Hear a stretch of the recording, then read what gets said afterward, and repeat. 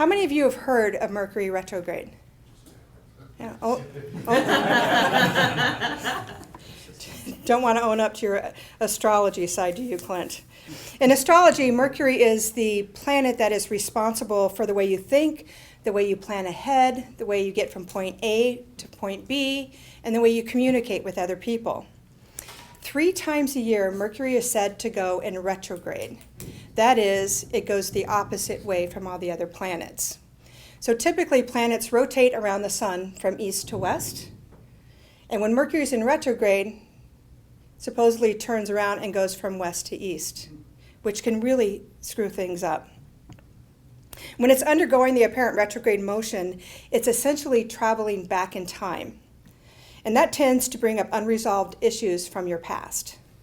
Now, since it's used to functioning in the forward way of moving, when Mercury is going in retrograde, the transit causes the loads of technological and communication mishaps.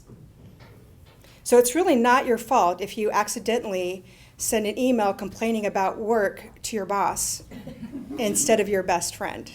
You can blame it on Mercury retrograde. How many of you actually believe that Mercury just stops and says, hey, let me go the other way? Right? All right, thanks, Rick. I appreciate that. I wanted to know that I was convincing somebody. It's actually just an illusion. It doesn't really stop and go the other direction.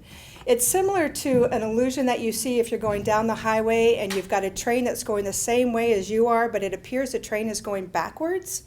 It's not that the train is going backwards, you're just going faster than the train. And that's essentially what's happening with the planet Mercury. It's going slower in its rotation than the Earth is, so when we pass it, it appears that it's going backwards.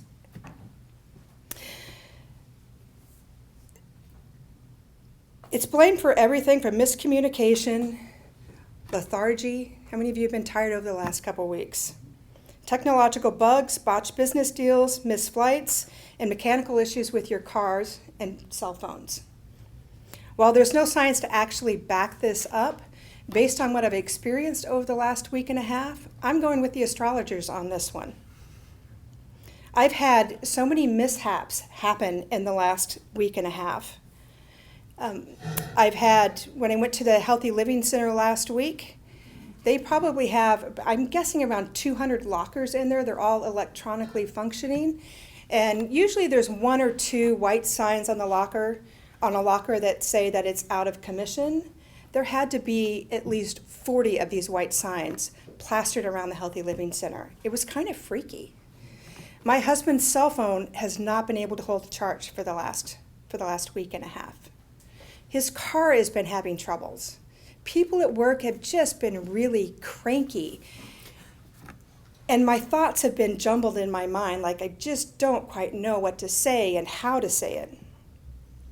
Mercury goes into retrograde 3 times a year for about 3 weeks at a time.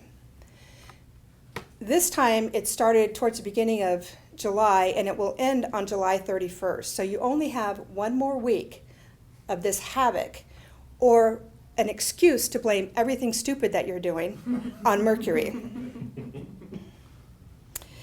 It's worth noting that the current Mercury retrograde is even more intense than normal this year because in astrology, it happens at a certain time of the year. That's one thing, but it's also falling in between 2 eclipses. So if you're into astrology, that really packs a punch with Mercury retrograde and makes it even more potent than it normally does. But like I said, there's an upside to this. You can blame everything stupid that you've done on Mercury. I'm being impatient. It's Mercury's fault. My work isn't done before the deadline. It's the retrograde. Yesterday, I forgot my younger sister's birthday. I'm going to call her today, and I'm going to tell her it's Mercury's fault. Our bodies hold a lot of volatile energy, which is great for things like sports and dance and doing things really energetic. But during this time of retrograde, we have to be really careful because that pent-up energy can be misdirected in a negative way. And our minds aren't thinking clearly, so sometimes our bodies do some really weird things around this time of the year. So how is it best to deal with this in your time of chaos and unsettling energies? Playing it safe is probably the best thing that you want to do, or the safest way that you want to go on this one. Stick to your normal routines. Don't do anything unusual. Don't have really heavy conversations with people. It's not going to come out very nicely. Last week, I was having a particularly hard week, and I chose, bad judgment on my part, to have a conversation with my husband about politics. Now, in normal situations, this doesn't go well. So I don't know what I was thinking about trying to bring this subject up during retrograde, but I did.